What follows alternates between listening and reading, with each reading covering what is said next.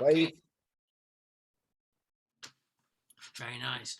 So I'll share a deck. I'm going to take you through. It's about 59 slides. That sounds awful, doesn't it? Right? It sounds like a real drag on a Wednesday night after 7 o'clock. But really, what this session's sort of intended to be. Obviously, I'm really new to this. I'm really fresh to this. I started chatting with Jimmy about 4 or 5 weeks ago, and when I met him in Crewe Town Hall, and we talked about this. And that, I guess, really, a fresh eyes and fresh perspective on this might be useful. There might be a lot of words that I use and things that I say that you think, you might want to call bullshit on. I've been living in America for 10 years, so I might say awesome. So forgive me if I say awesome a few times. And there might be awesome, totally awesome. There might be a few little bits of terminology that just sound a little bit too shallow and American. But yeah, so forgive me for that. I'll just share my screen and we can kick off. We'll tell you, don't worry. Oh yeah. See, awesome. I nearly said it. I nearly said awesome. Not I'll tell you a little bit about myself as well. So I grew up in Liverpool. I was born in Liverpool. My dad was a welder, and my mum. One second. My mum was a hairdresser, and I lived in Liverpool till I was about 12. My dad worked on the docks, lost his job, as a lot of people did, and we ended up moving to Wrexham, of all places. Wrexham at the time was interesting. It used to have 9 mines. It ended up with 1, and I think Wrexham was possibly tougher than Liverpool, growing up in Liverpool. And then I lived in Manchester as a student in the 80s. Wish I had a crystal ball then, because obviously the northern quarter wasn't what it is now, and all those empty warehouses were going for a song. And then I moved to London, and I lived in Hackney, and Hackney wasn't the cool trendy place that it is now. So I got to experience the East End of London, and then I moved to Scotland, and I lived in Glasgow for a while in the East End, also interesting. Then I moved to Edinburgh, and I lived in Leith, and that's now also gentrified. Went through a really big sort of regeneration and change. And then I moved to Toronto. I lived in Toronto for a few years in Canada, which was awesome. Super multicultural city, really great. And then latterly, I was living in Chicago. Spent about 5-6 years in Chicago. Again, another city with it, with its interesting, unique problems and issues. But America was a real eye opener, and I really enjoyed living there. And then we moved back about a year ago. So currently, that's why this background is really bland and plain and boring. But I'm living in a little rented place in a little village called Farndon, just outside of Chester right now. So, as I said, I guess I've lived in some interesting places, all kind of useful and pertinent to this project that you're talking about, that you're all really invested in. Different environments, different cities, different towns, different cultures. But people are all pretty similar when it comes down to it. We're all alike the world over. We're all motivated by the same things, and that's what I love about this. That's what's really got me excited about talking to Jimmy about Burslem and this unique kind of behaviour that we're talking about, which is kindness, right? So I'm just going to take you through a whole load of things. Annette, you turned me on to this little logo, this little coat of arms with the word "ready" underneath it, and I was like, "How awesome is that?" So I just said, "Are we ready? We better be ready." Yeah. So I'm going to take you through my kind of. I'm going to shut down my screen so you can't see my face. Pretty awesome. There you go. It's awesome. It's just that now. You don't have to see me talking. I think when I first started chatting to Jimmy about this, it took me a while to kind of get my head around all of these moving parts. You told me about Burslem, you told me about the, be kind, and then also he told me about crypto and, and obviously blockchain technology. And I was struggling to kind of work out the hierarchy and the framework of those things and how they should work together, because I think it's really important that there is a hierarchy and there is an interplay between those things. They all have to work in their own right, but they also have to work together. So I kind of broke these things down a little bit, and we'll go through this agenda, and after each section we could stop and we could take some questions, or we could have a little talk. Like I say, this is meant to be collaborative and casual. these are just my first thoughts, and they're intended as that. They're not intended to be a blueprint or a Bible or anything like that. It's just intended to get us all talking and getting to know each other. So we'll go through this agenda. We'll talk about, that kind of hierarchy, and then we'll go through some of the sort of cultural relevance of why we're doing this. And then I'll show you a little bit of, we'll go through a little exercise, an archetype exercise to work out what we think our personality should be. And we might think we know our personality, but we'll do that. And then I'll show you a couple of creative territories, which are sort of jumping off points, really, in a way.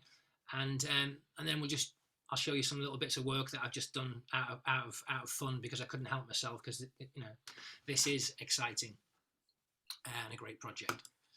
So I used blockchain, Jimmy, because I could have put crypto there, but I wanted to keep the B thing going, the Burzlum, the behavior, and the blockchain.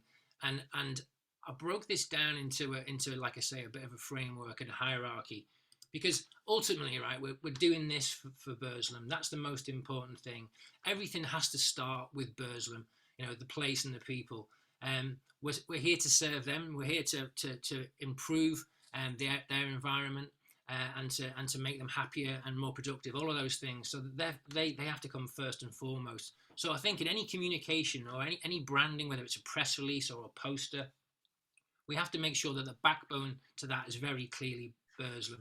We have to be authentic, because anybody who's looking at this, our target audience, and I think they are multiple, has to look at it and not question the authenticity or our knowledge of the place. And I know there's a lot of people on this call who know Burzlum, obviously intimately, and are very passionate about it. But I think we have to always remind ourselves who we are doing this for.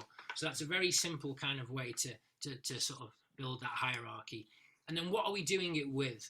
I think we've settled on this idea of kindness, and I think that's so relevant to the place we all find ourselves in right now. We've come through this pandemic. It's a basic principle that we can identify with. So the challenge there is how can we make it relevant to Burzlum, or how can we create a unique brand of kindness that feels authentic to Burzlum? Because we absolutely all want it. We absolutely all need it right now. And I don't want to make Annette cry, but we were chatting about this, and she mentioned what she was doing one Friday night, and she told me this little anecdote about how at the Christmas light, when the Christmas lights on, there was a mum in a queue, and her battery had died on her phone, and she couldn't take a picture of her daughter with Santa. So Annette said, "Listen, use my phone, take the photos, and give me your number, then I'll send them to you later on."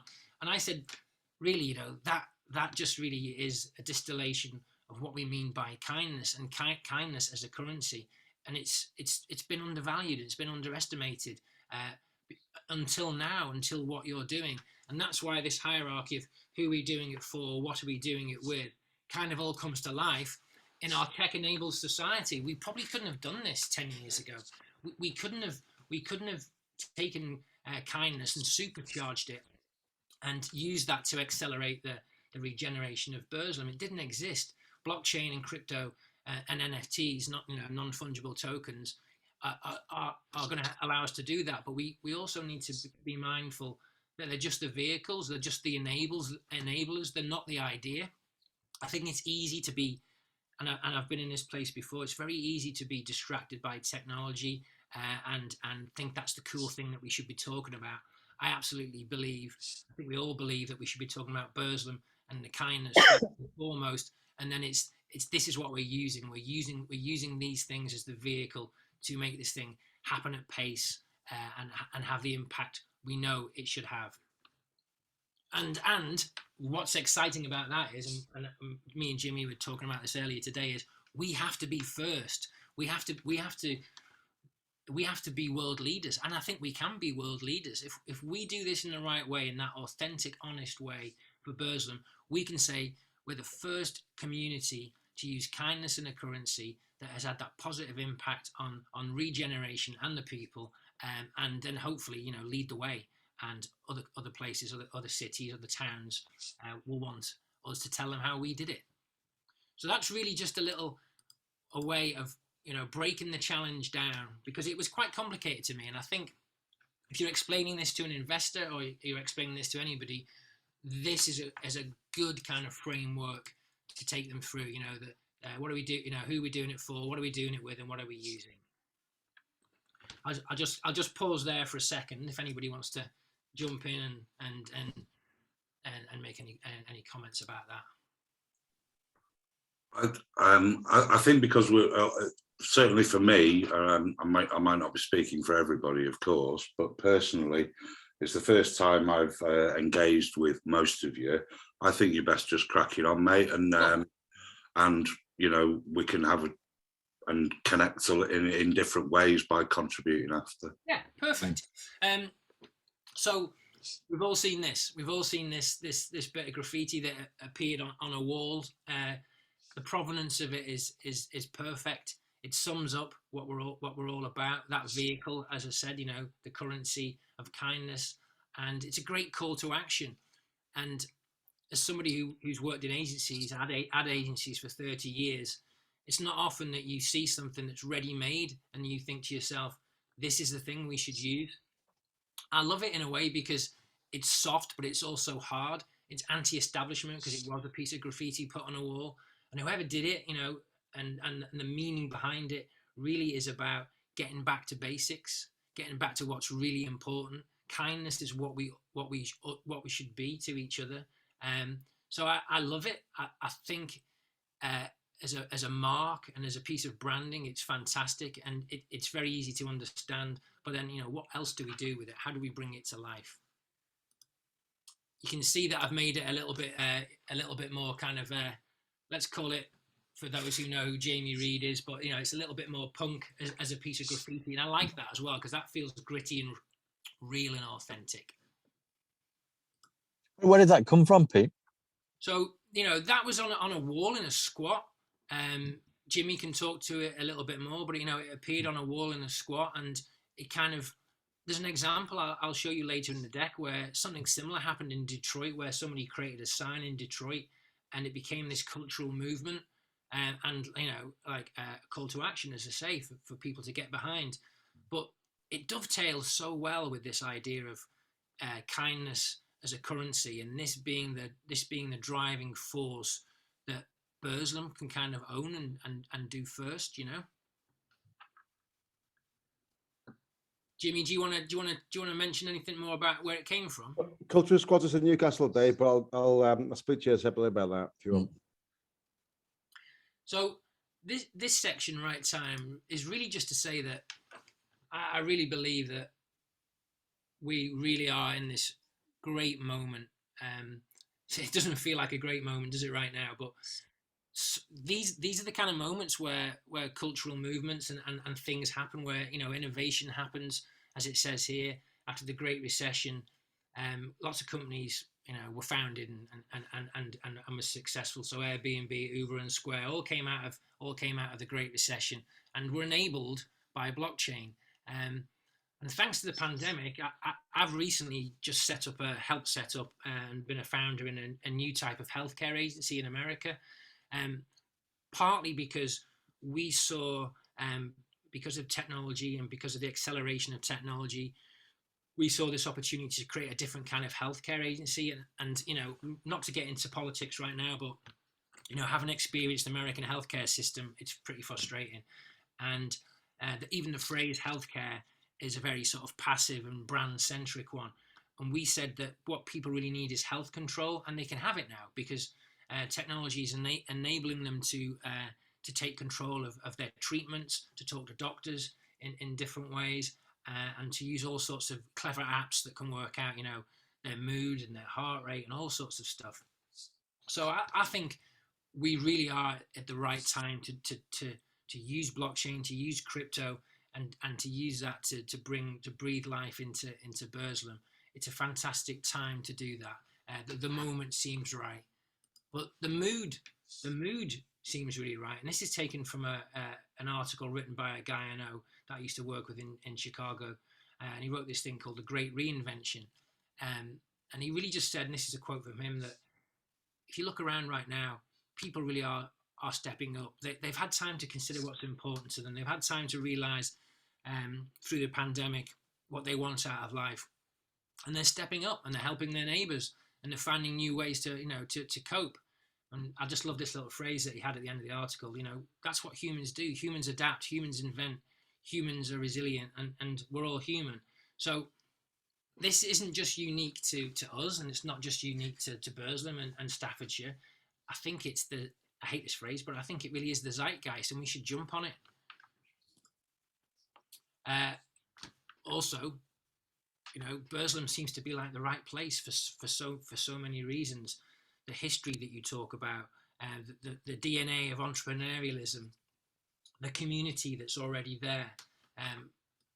But, and this is a little bit provocative, there are thousands of towns like Burslem around the world, and we have to ask ourselves a lot, day in, day out, when anything we do in the future, what makes us special? Why should people care about Burslem? And I want to show you a couple of different examples of campaigns that were done in different parts of the world where a community or a town or a city faced a similar problem, and how they communicated with the world, and how they did it in a way that was authentic to them. Now, the first one is a town in Pennsylvania called Braddock. It's a classic American Rust Belt town. The mayor there is awesome and outspoken. See, I said awesome.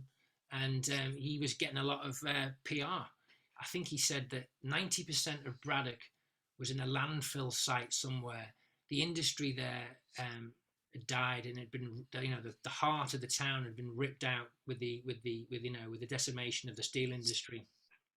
And Levi's of all people noticed this and saw this, and they wanted to help Braddock. They wanted to help Braddock because, really, in a way, Levi's have permission to do that, because they are the original workwear. They're to all intents and purposes, you could say they're the fabric of America in many respects. So they want to get involved in Braddock and tell people about Braddock, and they also wanted to help the economy there, and they did that by giving people in Braddock jobs. One of the things they did was they got people in Braddock to appear in a fashion campaign, obviously, right? A Levi's campaign. They paid them for doing that, but they stoked up the interest and they helped attract business to Braddock. And this is a little phrase from a little film I'm going to show you. A long time ago, things got broken here. People got sad and left. Maybe the world breaks on purpose so it can have work to do. And they created a little documentary. They created some ads, and they got loads of PR, and they created a brand. And I'm going to use that word a few times, brand. And you might think, oh, that's horrible, brand. We're not a brand, that's advertising talk. But they created a brand that people could relate to, and they gave themselves a personality, and that became quite a powerful thing. I'm just going to show you this, and you should hear it through your computers.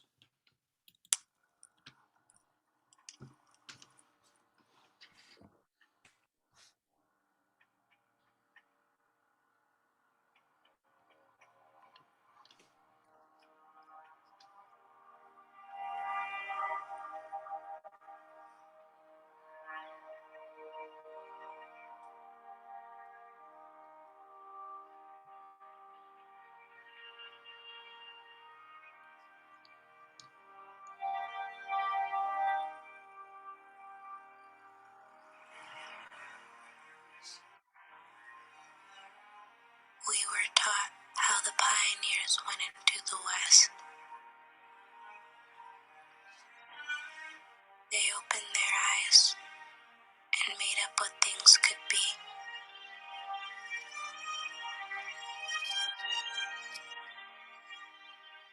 A long time ago, things got broken here.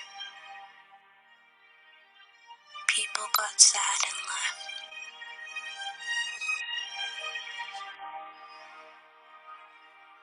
Maybe the world breaks on purpose, so we can have work to do.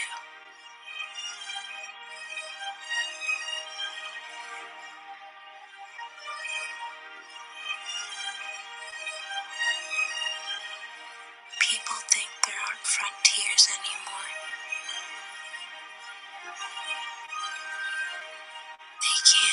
how frontiers are all around us.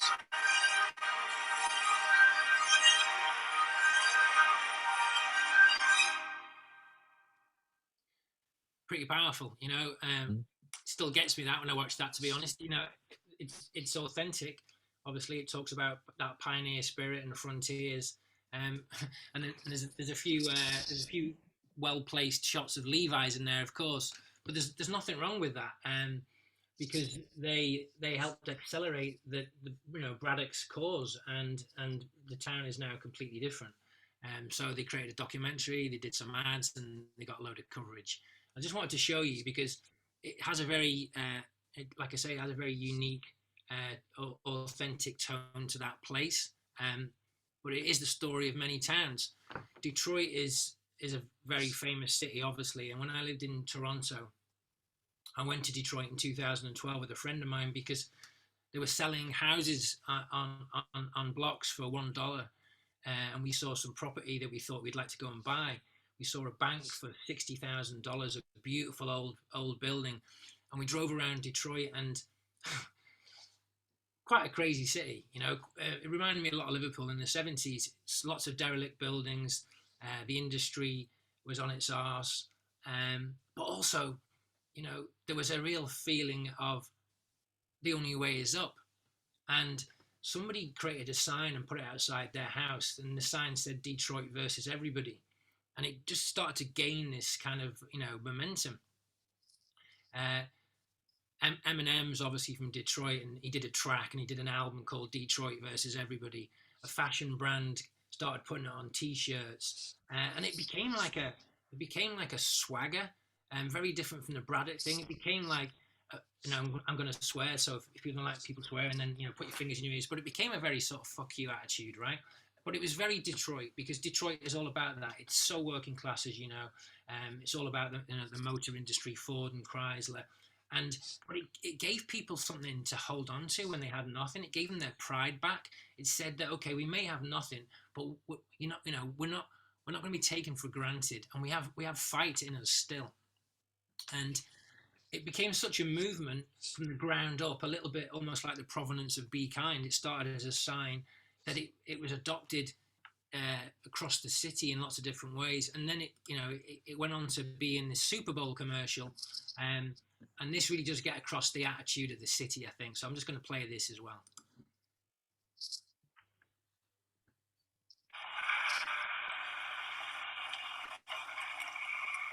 I got a question for you. What does this city know about luxury? Huh? What does a town that's been to hell and back know about the finer things in life? Well, I'll tell you. More than most. You see, it's the hottest fires that make the hardest steel. Add hard work and conviction, and the know-how that runs generations deep in every last one of us. That's who we are. That's our story. Now, it's probably not the one you've been reading in papers, the one being written by folks who've never even been here and don't know what we're capable of. Because when it comes to luxury, it's as much about where it's from as who it's for. Now, we're from America, but this isn't New York City, or the Windy City, or Sin City, and we're certainly no one's Emerald City.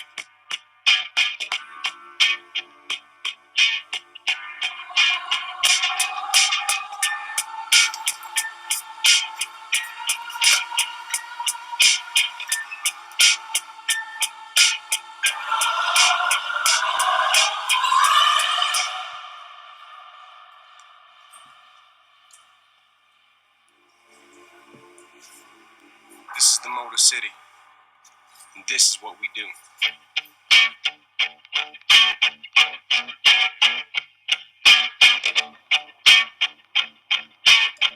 So again, obviously, right, you know, it's for a brand, but the provenance is there. There's some great great words in that voiceover about the people and what they're all about and how they're made and what their DNA is all about. So again, and yeah, I know I'm showing you some American stuff, so forgive me for that, but I just thought they were really pertinent and great ways to inspire an attitude and a tone of voice that we might want to use or tap into.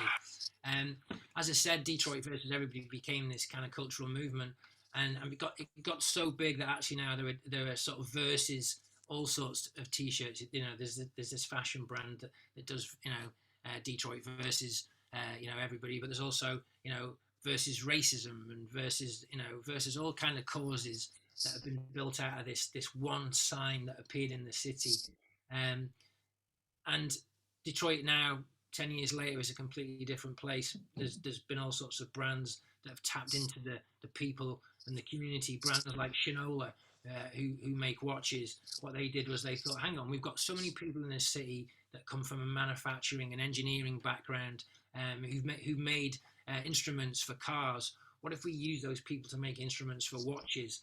And Shinola is now a really cool watch company, and I think you can actually buy them in the UK now as well. So they were really clever how they used local people to and repurpose those skills to bring back, like I say, the economy and the pride.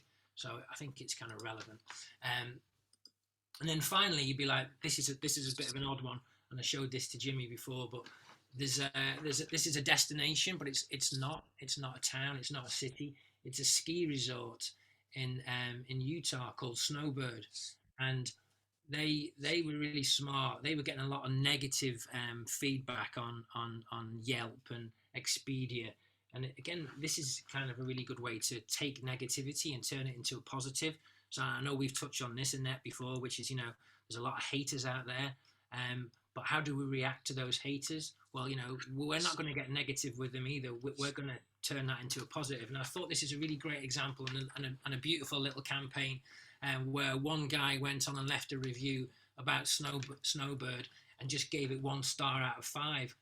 And they built this whole campaign, this 1 star campaign, and actually used all the negative comments from people on social media about the place and turned it into a campaign. They were brave enough and they believed in themselves enough to use those negative comments and then compare that with an amazing picture of the slopes. Whereas we could do that. We could take negative comments and we could juxtapose that with something like an amazing building or an amazing story, because we shouldn't lower ourselves to the haters. We should rise above it. And I just thought this is a really great example of that. Me and Jimmy we used to like our winter holidays, so I put 3 of those in here just to show you the beautiful pictures. So those were just, again, you might be thinking, why is he showing us stuff to do with Chrysler, a ski resort, and Levi's? But they're all campaigns about a place. They're all campaigns about people, and they're all campaigns around giving that place a unique voice and a unique tone of voice. And I think brands, places are like people. If you understand them, if you like them, then you're more willing to listen. You're more willing to understand them and give them some time. So I think we could carve out and agree on amongst ourselves what we think our tone of voice is for everything. So when we're writing a press release or when we're talking to anybody, what is our attitude? What is our tone of voice? And the next section really is a little bit of an exercise around how you can do that. I know we've talked around how do we take be kind as the pillar, as the call to action, and then how do we create an organization that sits around that call to action? We talked about the Be Kind Collective, and then in the last couple of weeks we talked about the Be Kind Cooperative, and I think a few of us like that because a cooperative really is about creating that level playing field and that democracy of ideas and sharing thinking, sharing thoughts, sharing technology, sharing economy, sharing all of those kind of stuff. And also it feels rooted in the history of the North as well, right? It's where cooperatives came from, and it's all about helping each other. So cooperative feels like a word that we should bring back, and we should put alongside be kind. We should put those two things together, because together they could be quite a powerful kind of point of view. But as I said, this isn't about me saying to you or anybody what those words should be. It's just me. It's just my sort of me feeling it out and making some recommendations. So I'm just going to take a little sip of whiskey, because we said we could drink. So far, so good, Pete. Really good. No worries, man. If I'm going too fast, tell me to slow No, down. no, it's great. Brilliant, absolutely brilliant, Pete. No worries. 8:10. We'll finish this session. Then 20 minutes of of chit chat and questions and so on, and feedback, Pete. Cool. We've got, And then after 8:30, we can do what we want. Okay, keep going. Great. We've got half an hour, so that's good. I'm kind of halfway through, so that's perfect. You can see that actually you've got your own PowerPoint template as well now. That's just one of the upsides. You've got your little Be Kind logo against some sort of black concrete-y type wall. So if anything comes out of this chat, even if it's just a great PowerPoint template, we've got one. As a message and as a brand, the best brands and the best way to build a brand is to think about what is our promise, because brands have to stand for something. Now take the word brand out of the equation again, but Burslem has to stand for something. The community has to stand for something, because when you stand behind a purpose or a mission, it allows you to check yourself every day, right? And say, are we staying true to those founding principles? Because we better stay true to those, because again, when we're talking to people, when we're encountering negative feedback, we're able to sort of say, this is what we're about, this is what we're trying to do, because we want to change things. And I think obviously you've been doing that for years already as a group of people. You've already talked about that. You're changing the things that you said you would. You're living up to the promise. But I think we can work out, and we can debate a little bit harder. What is our attitude and what is our personality? What is our consistent tone of voice? Because again, as somebody who's worked in marketing for 30 years, it's really useful and helpful to us to have and decide on a very specific tone of voice, not just for external audiences, but for internal audiences too. So when we're talking, we already know instinctively what we're all about. So that Detroit Versus is a great example. You know straight away the tone of voice of that brand. As I said, it's very punchy and gritty, and you know straight away that Detroit isn't for being pushed around. And while they have had their challenges, they're going to come out of their corner fighting really hard. So there's a tone of voice there, and there's an attitude. And I think I'd love to work with everybody to work out what is our unique kind of attitude. And then from that unique attitude and sort of personality, we could define our purpose. And a purpose could be written on a wall. It could be in a manifesto. It could be something that we use, again, when we talk to politicians in a briefing pack or a press pack or anything like that, that it's very clear. Because as I said at the start of this, just, a few slides ago, when you have a very clear personality, people can identify with that, and we have consistency. These are some little mood boards that I threw together to show you, again, what I mean by a brand having a purpose. Patagonia is a fantastic example. I'm sure a lot of people are aware of it. But Yvon Chouinard, the founder, the guy's a genius, and he says many important things, but he's very true to the brand. He's very true to the purpose. He's very authentic. He said, how you climb a mountain is more important than reaching the top. And you can see that in everything they do. Their purpose actually is that thing in the middle left there: build the best product, cause no unnecessary harm, use business to inspire, and implement solutions to the environmental crisis. And internally and externally, they live up to that day in, day out, in all sorts of little big ways and small ways. So during the election when Trump was running, they even put that on little labels. They hid it on little labels inside all their garments. Vote the arseholes out. They were very transparent and clear when Trump started to take money away from the national parks, that they weren't going to stand for that. They're also really into sustainability. So they've said, don't buy our products. We'd rather you bring in some of your old stuff, your old Patagonia, and let us fix it for you. We want to recycle. Please don't buy our jacket. And they did this great ad in the New York Times. And then they're even very clear when it comes to their profit and their tax. And when the government brought out a new tax cut, and it said that big businesses were going to be, everybody's read about it. Big businesses were going to get a tax break, right? They were like, we don't want a tax break. We don't want 10 million more in our bank account. We don't need it. That money's better spent somewhere else. So their altruism and their generosity and their authenticity, and I know you keep using that word, just keeps coming out all the time. And again, I think if we have a purpose, if we have a mission, and we live up to that, then all of these acts kind of follow. Google, everyone's like, okay, Google's just a search engine, but Google's in the last sort of 8 to 10 years has started to move away from just being a search engine, and their mission is that mission there. Our mission is to organize the world's information and make it universally accessible and useful.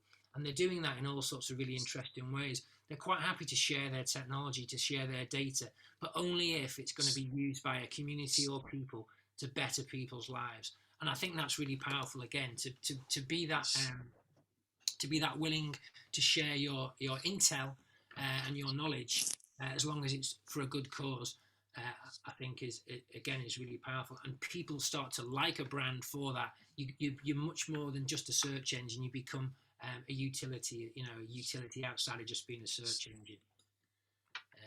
And then we all know about the Gates Foundation. Bill Gates and Melinda Gates have been doing some amazing things, but they're very choiceful about what they do. And again, they have a very clearly defined mission statement. All lives have equal value. We are impatient optimists working to reduce inequity. Great, easy sentence to get your head around and to understand. And Bill Gates is fantastic on social channels, in Twitter and LinkedIn, with living up to that all the time. The tone of voice comes through, that optimism comes through, and the things that they want to change and take on, are very obvious. And of course, they're making a massive difference. So there's a this is where it gets a little bit kind of sort of almost highbrow, and well, not intellectual, but there's a philosopher and psychologist called Carl Jung, Swiss guy, and he worked out many years ago that actually inside of all of us we're hardwired to have these personality traits, and he said there were 12 personality traits. There were 12 archetypes, and a lot of stuff that I've done with clients is an archetype kind of exercise in a workshop where we work out what archetype we are, and I'll show you a chart in a minute to work that out, because again, it gives you focus. You can say this is who we are and this is how we act, and then from that day forth, you are true to that. So you go through a little bit of an exercise.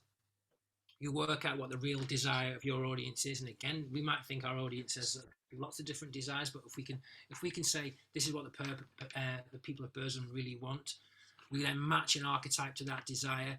We work out what's the right kind of mix of archetypes, and then we're able to give that personality across in everything we do.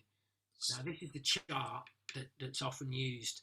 You can see how those 12 different archetypes kind of sit on that chart, and I'm going to sort of make some assumptions and presume some stuff here, but I think as the mother town, there's already an archetype that's in our DNA as a mother. How do mothers act? That thing that we saw from Annette before, that already has that DNA in it. That already has that personality and that archetype in there. And in a way, for me, a mother, the way a mother acts, it's a little bit of a combination between a caregiver, right, providing a service and providing structure, but also being a little bit of a hero, and leaving that legacy. And so, what I mean by that is, when I say, the mother town already has this DNA that we're kind of part hero, part caregiver. These are the values that a caregiver has. They protect and care for others. They're compassionate. They're nurturing and generous. And these are the values that a hero has. So you blend these two together. They're on a mission to make the world a better place. They're courageous. They're bold. They're inspirational. And when you do that exercise, and we're not doing it now, I'm just giving you a little bit of a glimpse of what that exercise is and how we go through that is, once you've worked out your archetype and your personality, and you say, okay, we're a mother and we're a blend of hero and caregiver, then you're able to work out your tone of voice. And it's always best to distill a tone of voice down into sort of 3 words, because no one ever has a tone of voice that's more than 3 words. But I just picked these 3 words for this meeting today. And for me, a mother is wise, they're compassionate, but they're also determined. Okay, so this came out of some chats last week when we had all that, we had that journalist in Birmingham talking about, named and shamed. If we have our tone of voice, and if we have our archetype and our DNA, we know how to react to that kind of thing, right? We're determined, and we're not going to take any bullshit, but we're also wise and compassionate. And we're going to take that negativity, and we're going to actually just come back with positivity, right? We're wise enough to do that, because at the end of the day, it's about the people. We don't care about politics. We don't care about journalists. Our focus is on being compassionate for our community and for the people that we're dealing with. So this is what I mean about sort of building that kind of structure around a personality and a tone of voice and how to act. And it will give all of us the sort of guardrails for talking to anybody, whether it be somebody in a bar one night who says, "Hey, what's this thing you're doing with Burslem?" We're able to sum that up and talk about it. I just want to quickly, I'm not going to show all this stuff, right, because I think you're going to like too many ads, but mothers can be different things, right? Mothers can be tough. This is a campaign for Colombia that was built around the founder of the company. The woman that founded the company, they built this whole campaign around it, and she's just, her name was Ma Boyle, and she was tough. She took no shit. A little bit like the Detroit kind of tone of voice. And then P&G did this fantastic campaign, and I won't play it. This fantastic campaign around mothers and the mothers behind athletes in the Olympics in 2016. Great little spot, but it brings to life all the qualities of a mother. And I just feel like it's there in front of us. We've got Be Kind. We've got the Mother Town. I've met Annette. I've talked to Alex. I've talked to a few of you. That I'm not trying to make something up here. It's already there. The qualities are already there. The way to act are already there. And we can rise above anything else that's going on if we stay true to those values and act a little bit like Annette acted when she saw that woman whose phone ran out, and and live and breathe those values. Not going to play that. And then we're getting towards the end now. This is also a useful exercise for me, is to work out who our target audience is, because there are conversations and we're like, okay, who are we talking to, and when are we talking to those people? Because I feel like, and I'm presuming again, we have 3 target audiences, and I'll just get into those in a minute. When I said to you, Annette, the other day, what's a phrase that people in Burslem might say, or in Staffordshire might say, if we got it wrong and we didn't understand them and we weren't talking to the right target audience? I asked you to send me a phrase, but I know you're busy, so I Googled phrases from Staffordshire and Burslem, and "os off" came up as a sort of, something you might say to somebody when you think that they're talking crap. So that's why this is here, because if we don't understand our target audience and we don't know how to talk to them, that is potentially what might happen. We're going to lose people straight away. I broke it down into 3 target audiences for us across all the kind of communication that we do. The primary target audience is obviously the people that matter most, right? So everybody in Burslem, all ages, all socio-economic segments. If they're in our postcode, they're in our target. But the bullseye, I think, the ones we need to win over most are the most pessimistic, are the hardest to persuade. Because if we can talk to them and we can turn them onto our side, then we can. That's win amazing. Thank you. Does that really help? Yeah. Wow. And then the secondary target audience, we need all of these target audiences to work for us, right? We need the people who help us get shit done, right? So not just investors, sponsors or partnerships, but local businesses and trades, the kind of people that you talked about, Annette, that you go knocked on all those doors. We need those too, right? They're hugely powerful because we need their skills to supercharge this process. And then the third target audience are the people who help us spread the word, because we need people outside of Burslem to lean in. We need them to talk about the great work that we're doing. So celebrities, journalists, thought leaders, academics, as you say, let's do a white paper. Let's talk to a university. Get a university to talk about the currency of kindness and what we're doing in Burslem, and spread the word. The Staffordshire Diaspora, as you notice, right? There's no. I haven't put politicians on here. We could add politicians to that, but I kind of feel instinctively that we shouldn't get dragged into politics. We should rise above politics. We need them to rubber stamp and to be on our side and to understand what we're doing, but we shouldn't start with them. What we do should resonate and work with them, but it's a hard and transient target audience, isn't it? So that's a little exercise again. Again, just my instinct is to break these target audiences down. So when we write a brief, or when we say, okay, we're doing this thing with the Queen's Head, what do we do for the secondary target audience? How do we talk to them? Because it should be different than how we talk to the primary target audience, right? The people that matter. The message to them is slightly different, and this will really help us navigate that. What time are we on?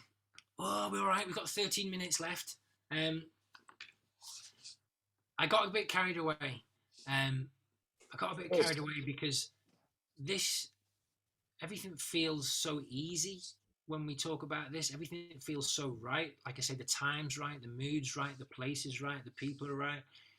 All of you have done so much work that I wanted to show you kind of 3 creative territories. And again, these are just me kind of, I'd call them adcepts, me feeling out ways that we could bring that tone of voice and that attitude and that authenticity to life. And you'll see how these are all very different. So this first territory is leaning into that kind of DNA and being proud of that DNA. We are a different breed in Burslem, and we're a different breed from the mother town.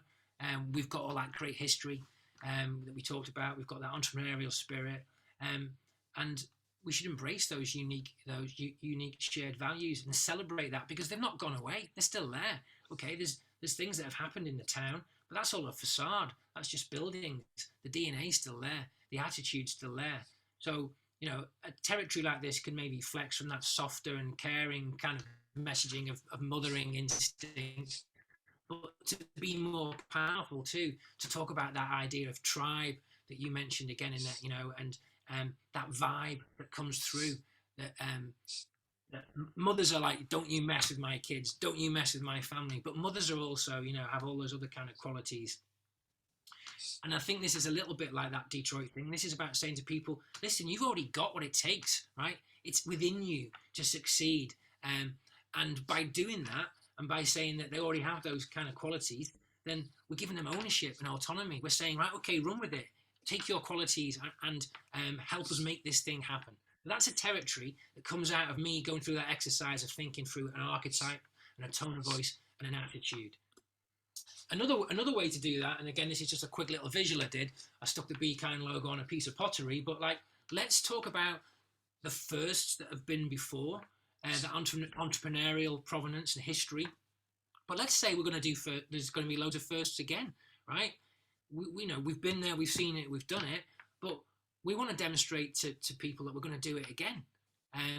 again, it hasn't gone away. So every opportunity, let's try and bring to life that, you know, entrepreneurial spirit and that innovative past. Because as again it says here, this gives us permission to talk about being, you know, a world leader, and doing things in Burslem that the world should know about, right? This kindness as a currency is a world first, or we should make it feel like a world first, and bring back a bit of that pride, and bring back a bit of that swagger, because people in Burslem can then say to other friends and other people who live in other towns, we did this and we did this first. And then this is a little bit more back to those kind of, I guess, you know, social conscience. That's beautiful. You know, there's a bit of politics into this. So taking a stand for towns like us, a good way to make us get that pride back is to say, we're not just doing this for Burslem, right? We're doing it for lots of towns that are like us. This is a movement, and we're starting it in Burslem. So we want to lead by example, not just for us, but for towns around the world, you know, and bring our brand of entrepreneurialism to the world, and talk about, you know, our brand of humanity, and the community. Again, you know, challenge the status quo, be a little bit anti-establishment, and get a bit angry. And again, sorry, American phrase, be a bit of a shit disturber, right? So look at that thing on a flag. Look at that thing on a banner. Be kind. It kind of disarms you. It's a statement. It's bold. It's powerful. As I say, it can work as being quite gritty. But also, you know, when you stick it up on a banner like that, and I'll show you some examples in a minute, that you can't really argue with it. You can't say it's wrong in a way. So they're sort of different territories, and you can see how they're all tonally a little bit different, and we could do all of them, and we could blend all of them together, but I just wanted to show you those. And then finally, and I think we've got we do have some challenges, right? We do have some barriers, but with those barriers come some opportunities. We are talking to everybody in Burslem, and when you talk about those really hard to reach audiences, there are two ends of the spectrum, right? How do we explain be kind and the idea of a currency to both ends of that spectrum? Because it has to be really intuitive and it has to be really easy. How do we get young people to care about the old stuff too? How do we get them to care about things? You know, a town, let's be honest, right? Most people growing up in a town want to leave it. They want to get out of Dodge.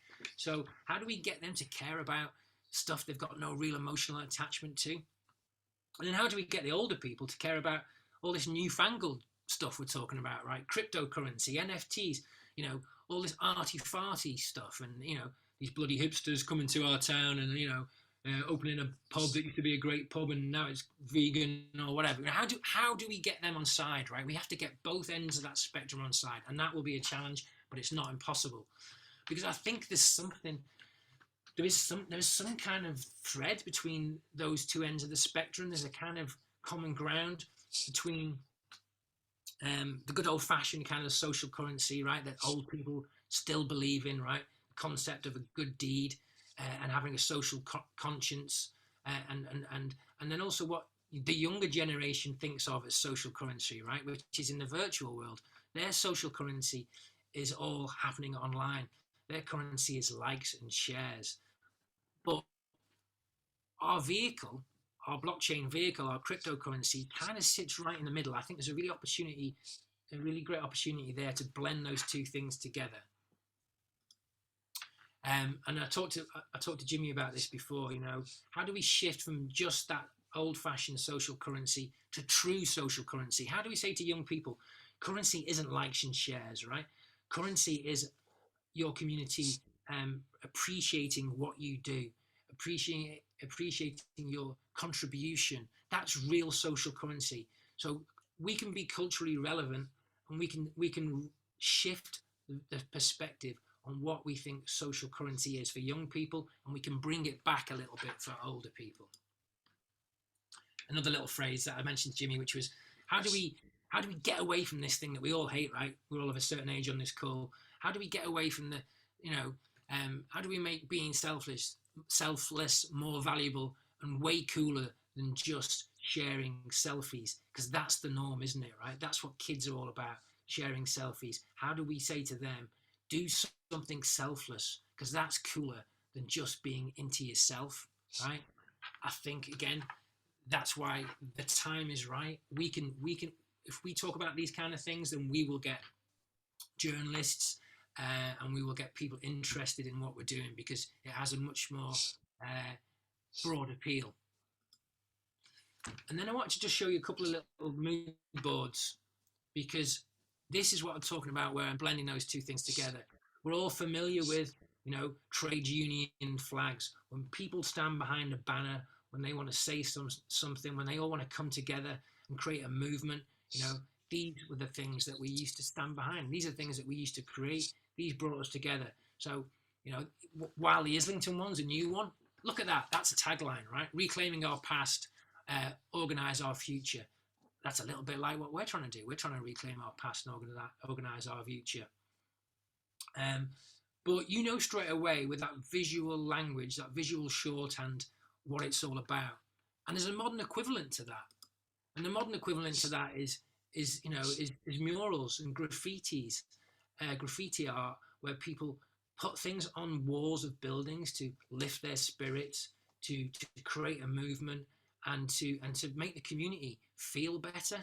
And we've seen a lot of that during COVID and the pandemic. We've seen a lot of people, getting their emotions out and creating, happiness in their community, or colour and vibrancy in their community with murals and graffiti. So what if we combined a little bit of the past and a little bit of the present and the future on the blank canvas that is Burslem? That's just a little bit of a mood board. And then we're getting to the end, and how am I doing for time? Oh, I've got 3 minutes. I love it when I hit the mark.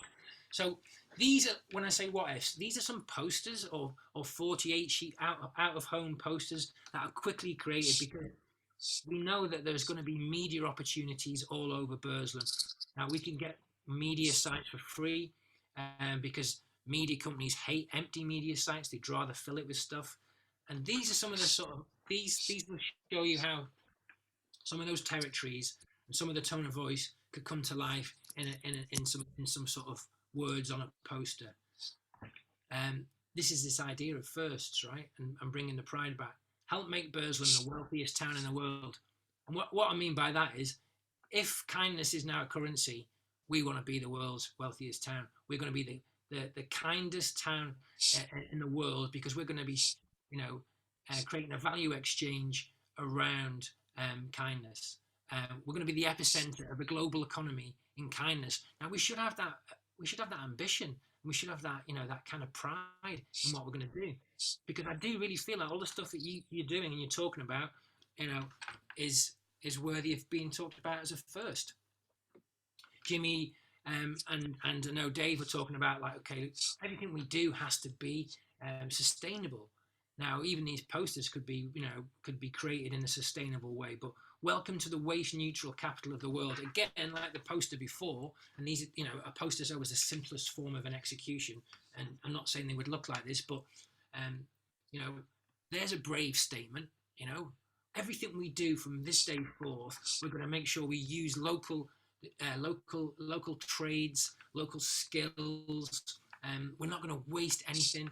We're going to create this, this ecosystem where everything is helping the next thing and keeping costs down and all that kind of stuff, right? So that's just a statement and an ambition on a poster. Let's say to people, let's recruit the people of Burslem, and this is just an example of how we could do that. We could give away free space to businesses in Burslem that need advertising or need to be seen. So, as a group of people, we can do this for free. I can help us do this for free. We can create, a marketing for free for businesses for free, right? And we'll do the printing and we'll do the artwork for them for free, because we should be doing that kind of stuff. That's that kind of sustainable, waste neutral kind of thing too, right? Serendipity and all that kind of stuff. One of the things I said to Annette and Jimmy was, we absolutely have to crowdsource as much of this as possible. We have to get the community involved as much as possible. And this is just an example of how you do that. You say, look, we're starting this campaign, and we need your help. So post your ideas to our Instagram page, and they could be posted here. Tell us what you want the town to look like, right? Draw it for us if you're a kid, or design it on your Mac if you're a kid who's doing an IT course, or just scribble it on the back of it on a napkin. But send it in to us, and tell us your ideas, because it's your town, and we want to bring those things to life. And that's it. I just put this as next steps. Do we settle on what we call ourselves? Are we a collective, or are we a cooperative? Let's work together to define our mission, a little bit like Patagonia's mission. If we had to stick something on a wall in Burslem, what would that mission be? Agree on a tone of voice. And when you agree on a tone of voice, we can create a chart where we say, when we talk, this is who we are, and this is who we're not. We never say this, but we do say say this. And then I think, obviously, the cryptocurrency, has to all dovetail, or has to all fit together. All of these things have to feel like they work as one. And so it started off with a question mark, are we ready? And it finishes just with some. This is probably the crappiest bit of my slide, isn't it, really? Hey, tell you what, 1 minute late is not bad. 1 minute late. 1 minute late, 1 minute late isn't bad at all. Tremendous, honestly, seriously, fantastic. I talked a lot there, and I tried to squeeze it. No. So right, so handover time now. Thanks, Pete. So I'd like to invite Annette, and then Margaret, and then Monica to respond, please. We've got 20 minutes. My sense is that those okay. Hold on, Annette, please. I think those are great questions to end with, Pete. Those next steps, but I think that might take another session. Oh yeah, totally. So if it's okay with you, what I think we might do in this next 20 minutes or so, till past, is give some feedback from everyone, but beginning with those that haven't spoken first. That's all right. Thank you, Annette. I can also turn that deck into a PDF and. Annette, carry on. Okay. Just writing some notes about the adverts. Loved the adverts. Could identify with every single one of them. Could pick out a message. The Braddock one and Levi's.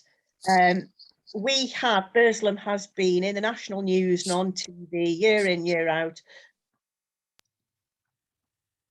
I mean, I don't know who knows this. I know Mike knows it, and some of the local people know it, for the amount of empty shops in a town. And we are the top of the list for the amount of empty shops in the town. So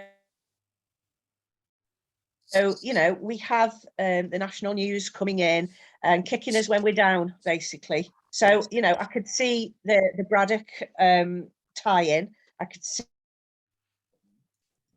see that, people can come in and change, and that we should be proud of our town. I'm just thinking, I love the fashion brand, and I love the Be Kind on t-shirts. I love it on murals. We have got murals in Burslem already, because I've done I project managed a Mothertown Marvels project, which is more of a history project, but it was tying in modern art to history on how we should be proud of our town. We've got loads of stories that we could pick and do videos, and just pick out. So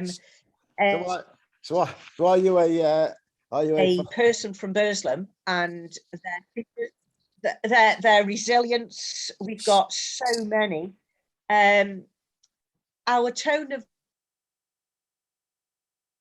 voice, I'm not sure on that one, because I like the thought of it being gritty, because we're Stokies, we don't beat around the bush. But when I think a lot of it ties back to Wedgwood and him being an entrepreneur and innovation. And I think people have got kind of I suppose the Wedgwood company, it's kind of upmarket and thing, that kind of voice. But I'm not sure it should be. I think you know, Wedgwood as a company are missing out big style in coming into Burslem, and, you know, talking about grassroots and working class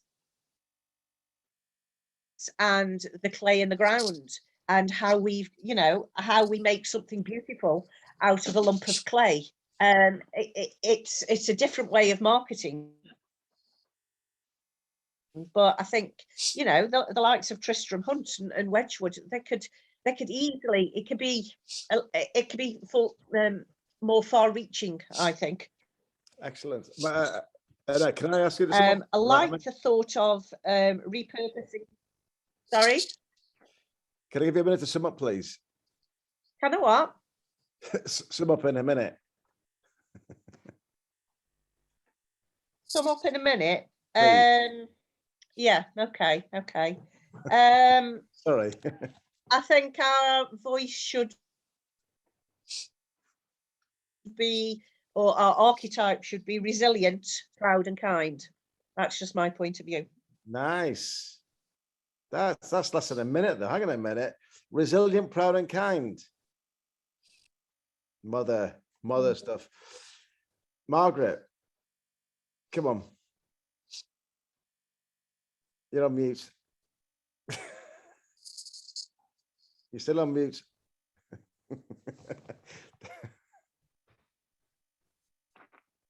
Margaret, still on mute. Hold on. Margaret, hang on. There we go. There you go. Right, you're on. Do apologise. I muted myself because my sound is a bit odd. So don't worry. Can you hear me now? We can. Yeah. Can you hear me? Great. Okay. Right. So I was just saying, I loved Pete's presentation, and I was saying yes to everything that he was putting forward. It just a great way to look at Burslem and to look at the project. Just picking up on Annette's point about the Wedgwood connections and the Wedgwood company missing out. I agree with her. But I don't think we need the Wedgwood company. I think if we get this right, they'll come knocking on our door and say they want to be part of it and they want to tie in. But I think we've got the Wedgwood family. We've got Tom. We've got his father, Alan, who are, and there are millions of them, and they are very down to earth. So hopefully we could use them. But I really think if we were doing something like those adverts that you showed us, Pete, the Braddock one and the Detroit one, they were the people of the town speaking. And I think we want somebody who's actually living in Burslem and experiencing Burslem at the moment to be our voice if we do an ad of that sort. Not somebody plummy and remote from the area. Yeah. So and I think the language as well should be like the Braddock language that was very. It was the regional language. They were speaking as a person from that area, not a voiceover from somebody remote. So. Yeah, and when you were talking about the posters, I was thinking Wendy Dean has got a company. You know her, Mike? Wendy Dean. She used to be the HR for the ceramics company in Burslem. What's it called? The hotel where was it Churchill? Steelite. Anyway, whatever the company was, is in Steelite, that's the one, sorry. Yes, thanks. So Steelite, she used to be HR for Steelite. She's now got her own company, a sort of marketing company. And one of the arms of her business is a sort of poster, all the poster sites. Really? So I think she'd be very much up for helping us with poster sites if we go down the poster route. It's a real easy win, Margaret, that one is, honestly. It's a really, I've been but it's great.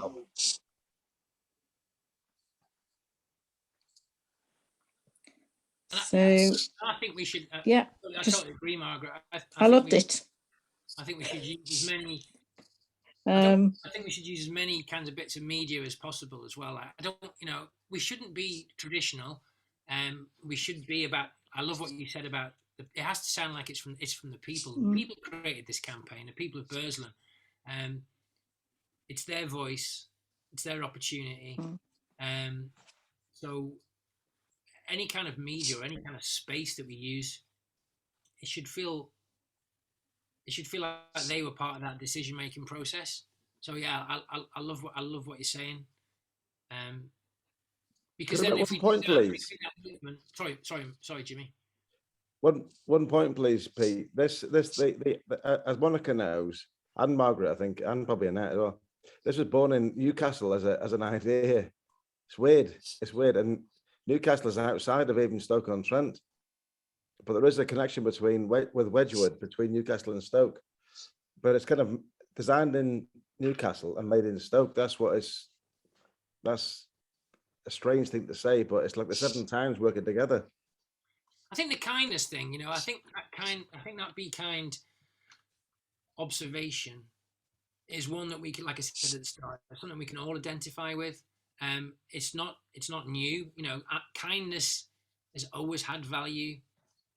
We're just bringing it to life in a new way, and I think we have to be quick to do it because I think the stars are kind of aligned. Yeah. It doesn't matter that thing was on a wall in Newcastle under Lyme or wherever it was, right? I think that it just feels right for Burslem at this moment in time, and so it's definitely Burslem. Yeah, it's also our staffs. Monica, come on, let's hear from you. Really short, really, to be honest with you. It was a really lovely presentation. I felt it was good because, as you said, it was good to have us all on the same page and to sort of have that general overview of the different options that we could explore. So I did like that. I think for me, what was my thoughts? Where did my head go?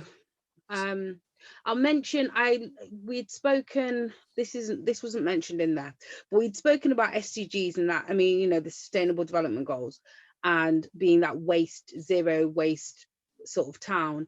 For me, I think there's a lot of weight in also understanding people's basic rights, because the SDGs look really sexy, but I just think that really basic human rights. I found a really gorgeous little gift thing that makes them look almost as sexy as the Sustainable Development Goals, because I think that there's an element of it's what Indra talks about, and I don't want to take it like a sidestep away, but I like Indra thinking. I don't know if everyone's familiar with Indra. She's pretty cool. She does the alternative.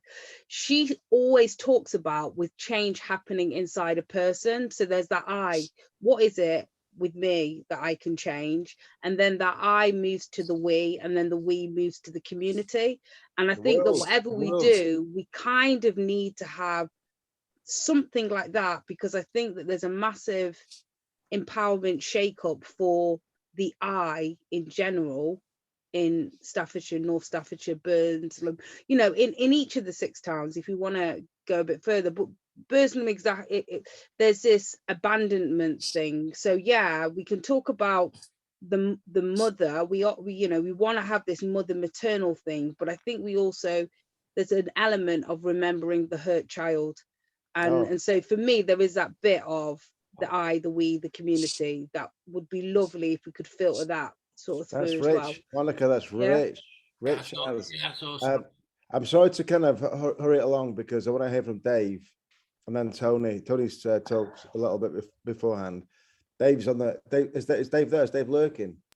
Yeah, I'm still here. Oh, well, yeah. Excellent. Dave, what do you think, man? Come on. No, brilliant. Yeah, no, really inspiring. I haven't got a lot to say because we'll evolve the conversation, but very good.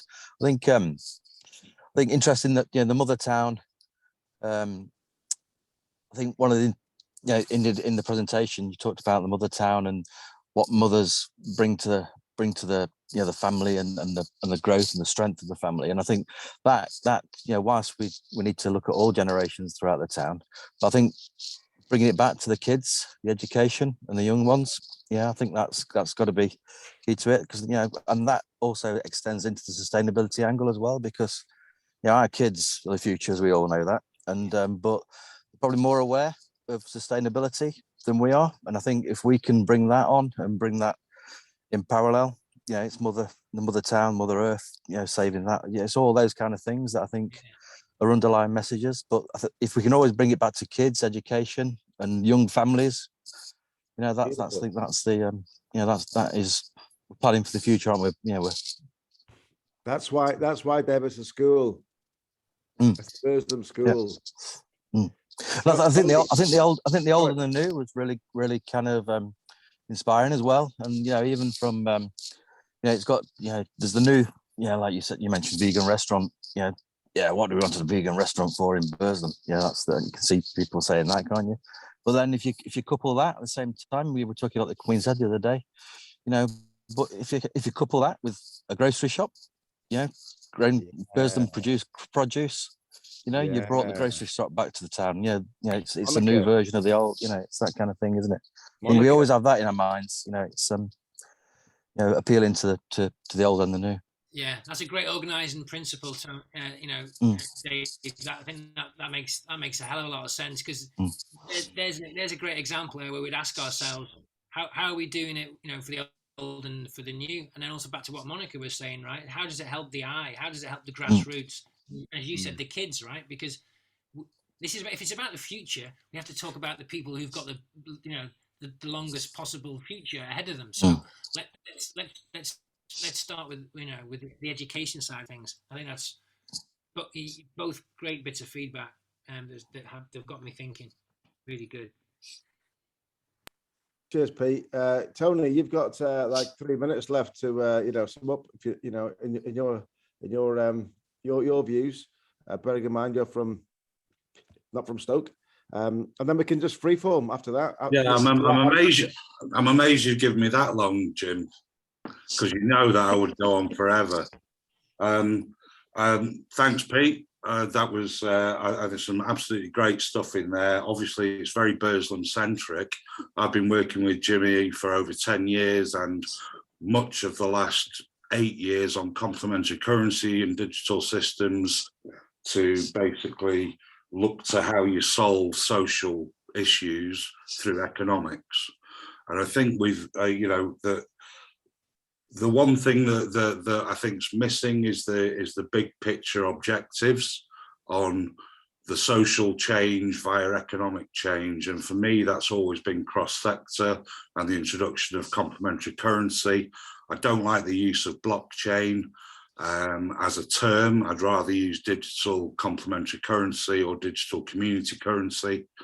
I could go on forever.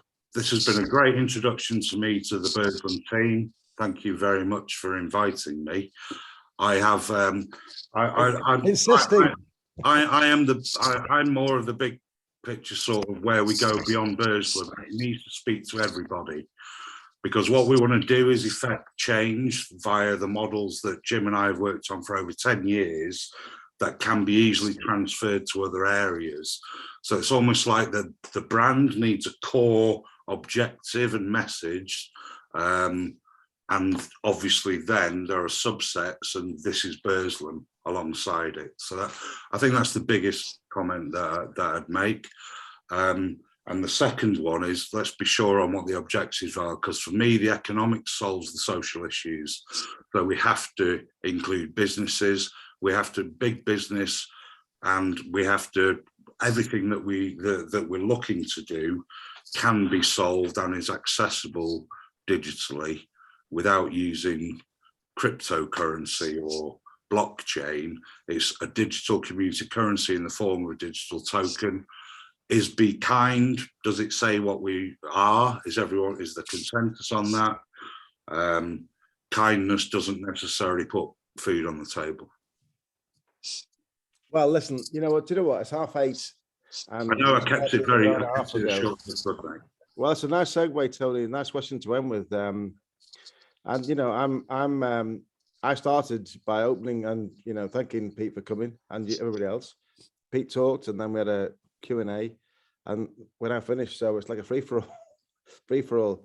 So no one has to stay, but everyone can contribute. So Tony's finished with a provoking kind of point there about kindness and hashtag be kind. Who wants to go first?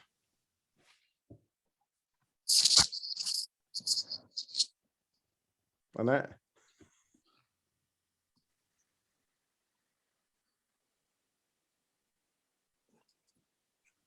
Muted.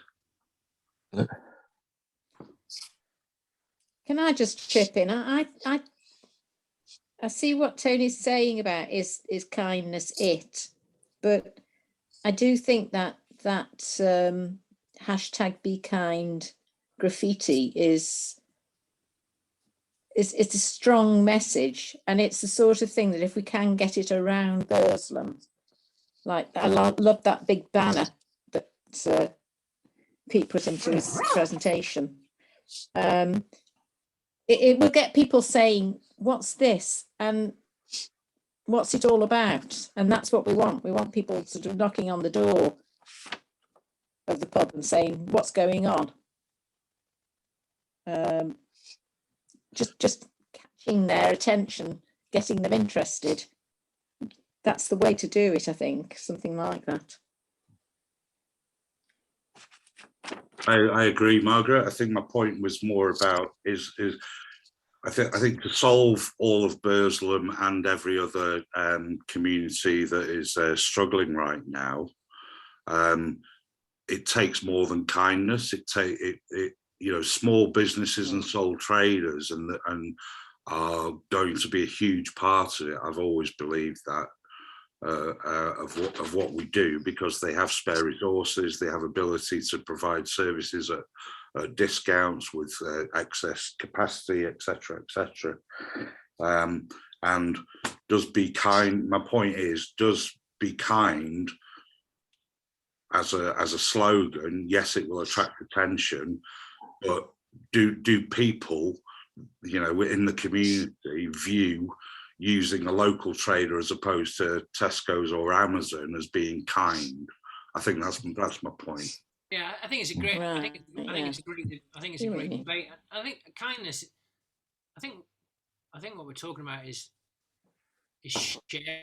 sharing as well, isn't it? Because like they talk about a local business helping another local business, so that kind of that mutually beneficial exchange of something can be termed kindness, right? Because you would only do that if you wanted to help somebody, or share your knowledge, share your skills. Yeah, it's just something to throw in there. Yeah.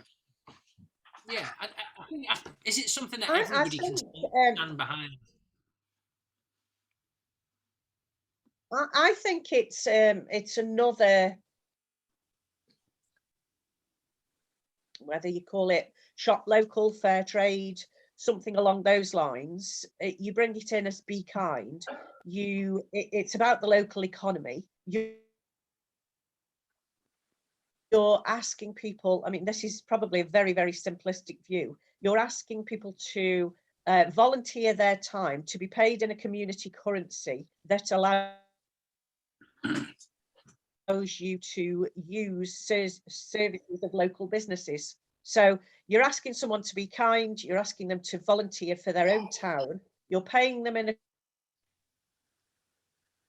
currency that keeps that stays in the local economy, that is good for local businesses. You ask businesses to support you. We are looking at the buildings. We're looking at, if this is a success, more people will want to come into the town and take up more of the shops, more of the empty buildings. Might want to reuse some of the heritage buildings. I think the objective is be kind, because be kind is quite far-reaching. And you're asking someone to do something nice for the town that they live in and their communities. And in exchange for that, you're giving them something that they can go and have a decent haircut, Sure, but that or that use a makes local business, or treat themselves. there is an assumption there, though, Annette, that contribution only in this model or in this community or what we're trying to do only looks like giving your time. But to a business, that could, that looks completely differently. To an individual, a lot of them just want some bread on the table. It may not be just volunteering is my point. In my model, it's contribution is more than just volunteering your time. But Tony, right? So if somebody gives their time and it's tokenized, and that token is traded for a business's waste, like an unsold ticket, then the business has got the token, so it can say it supported the person who's volunteered. Yeah, absolutely. If our only objective is to increase volunteering, that works.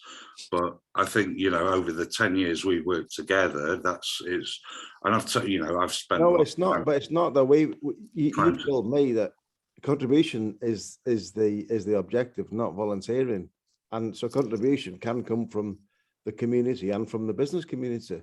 No, absolutely, yes. But a contribution to the local economy is more than just volunteering or giving a discount. That's why. But isn't that why if you allow a local business to accept the token as instead of cash, then they are supporting and backing the idea of kindness being a currency. Yes, they are. Yeah, I don't dispute that. It's all contribution. What example would you give us, Tony? Sorry? What example would Oh God, well, you give us? So we've said volunteering or contribution, whichever word you want to use. And if you're saying that if you're trying to get more people to volunteer, then that's fine. So what example would you give for like a business? Well, for a business as part of a community, that is, if you like, a virtual community or a physical community that they become members of as a cooperative, that would look like them offering their services or their goods with including complementary currency as part exchange, and including lower costs to members of that community. It would include the public sector offering services to members at reduced cost or free. It would include excess capacity being given and donated to that community. It would include, as I'm working with now, I don't know how much from if Mike's told you or Jimmy's told you anything much about what I'm doing now, but I've got a financial inclusion model and platform from a bank, a neobank, a financially inclusive neobank I've been working with for the last few years, that can basically stop £30 million a year exiting North staffs in payment and fees and transaction fees. If depending on how many businesses and charities and NGOs, if you like, community organisations are involved. The model I've got, which I've already agreed with the bank, is that we can offer all charities and community organisations free banking and free transactions on all that banking. So all of that, to me, is contribution to the local economy and the local community.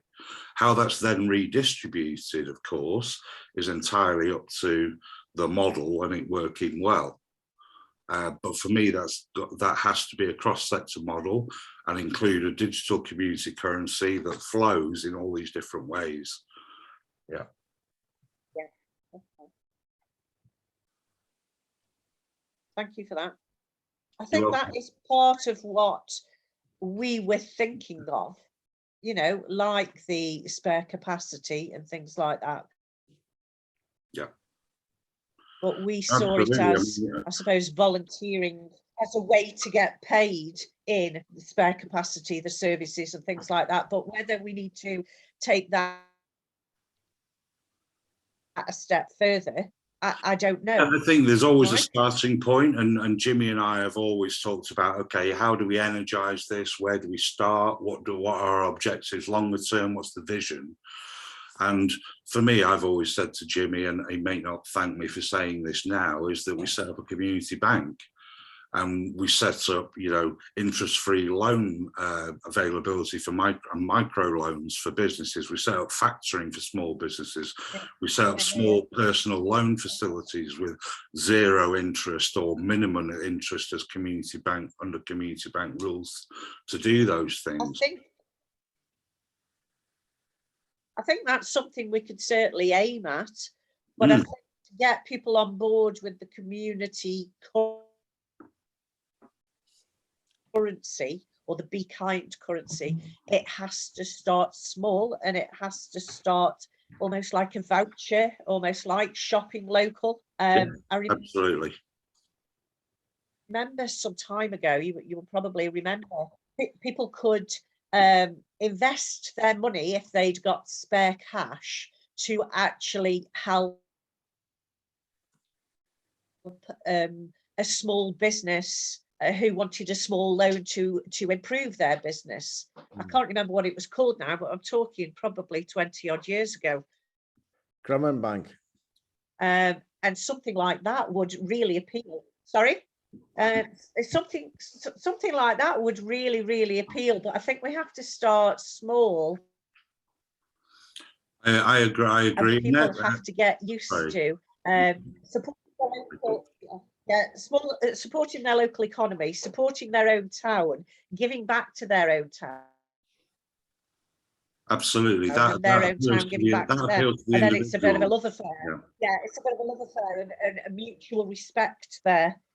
So I do think we start small, but yeah. Absolutely. I mean, a lot of you, I mean, to have the Bank of Burslem, because I know that Mike's put a note on Twitter. Yeah. You know, and people with money actually investing their money. You know, I'm a member of Lend With Care, which is an online thing for people overseas, and you can lend a small amount of money to help someone who's trying to raise £1,000 to buy a new car or something like that somewhere in you know, in a third world country. We can do that locally. We could support businesses. That really is. We can support the. Sorry, you keep breaking up, so I don't know when to speak or not. Okay. Yeah, absolutely. All these things are there, and I've got a technology and a partner now that I could bring into the area, for example, that could save. I mean, it costs 15 quid a month now for a community organisation to have a bank account. I can provide this can be brought free on this model and this platform now, which would save all those community organisations. And yeah, of course, that's just going to help them deliver their services even more. And if we build this ecosystem around that includes, you know, the community organisations and the local businesses using the same payments and ecosystem, the Be Kind banking and community banking system, all of a sudden it retains all of that value in the local community. Yeah. It makes the community love their town again. Yeah, absolutely, and it takes care of them. And it makes them very more, locally.